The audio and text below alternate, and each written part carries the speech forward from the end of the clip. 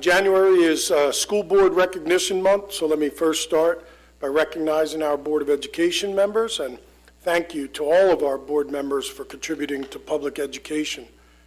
Thank you for devoting countless hours, hard work, and dedication that directly impacts the classroom and helps our students thrive here in the Brick Township Public School District.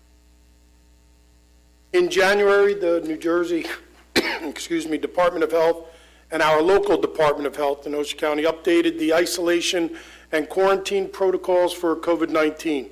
Any individual, vaccinated or not vaccinated, who contracts COVID-19 must isolate for 5 full days and may return on day 6 provided they are fever-free for 24 hours and their symptoms have improved. Close contacts of COVID-19 positive individuals who are not vaccinated need to quarantine for 5 full days and may also return on day 6 providing they are asymptomatic.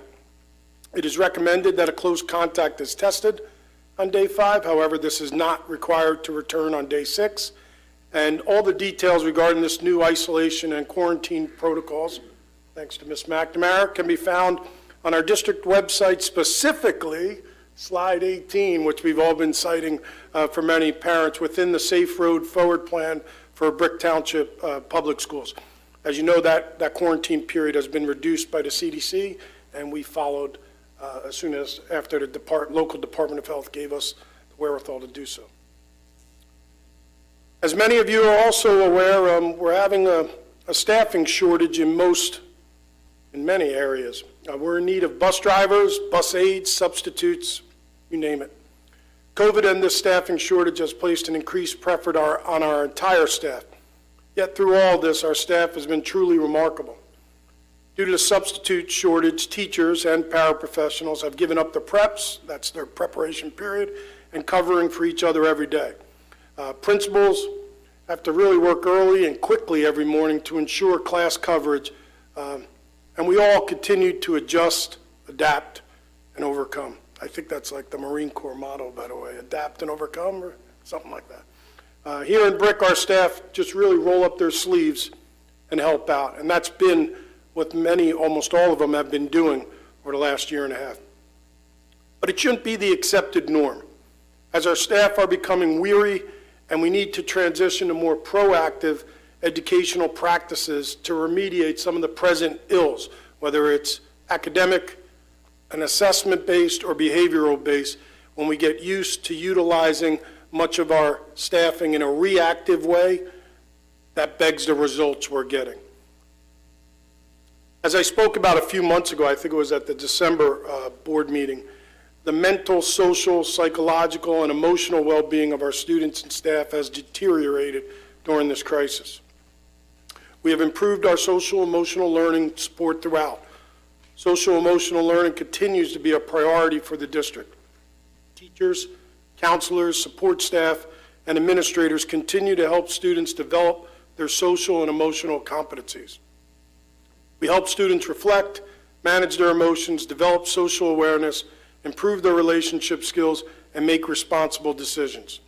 Students are encouraged to apply these social skills in the classroom while working independently or on collaborative tasks, while eating lunch or playing at recess, while in the hallway, in the gym, on the field, on the bus, or in their daily lives. Students missed valuable opportunities to engage with their peers during the pandemic, so it's important for them to have ample time to apply their social skills with feedback and support from all of us.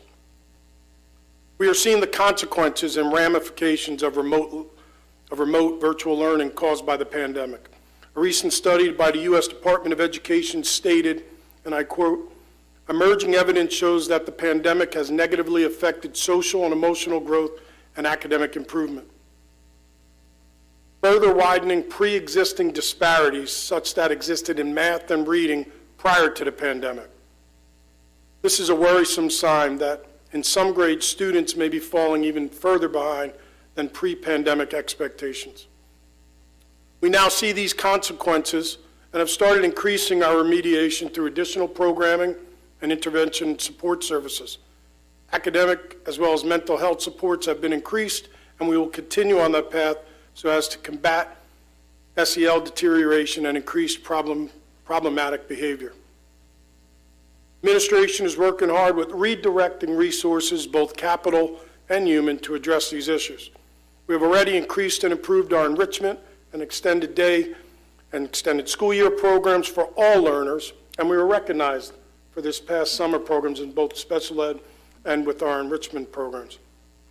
We will continue to expand these programs as well as increase our support services to remediate both behavioral and academic deficiencies, as these are our objectives this year as well as next year, both budgetarily and educationally. And to quote Dr. Martin Luther King after last Monday's holiday, the function of education is to teach one to think intensively and to think critically. Intelligence plus character. That is the goal of true education. Again, I want to end with thanking the Board of Education for volunteering their time to save our community. Let us remember another quote, without community service, we would not have a strong quality of life. It's important to the person who serves as well as the recipient. It's the way in which we ourselves grow and develop. So thank you for your community service, and thank you.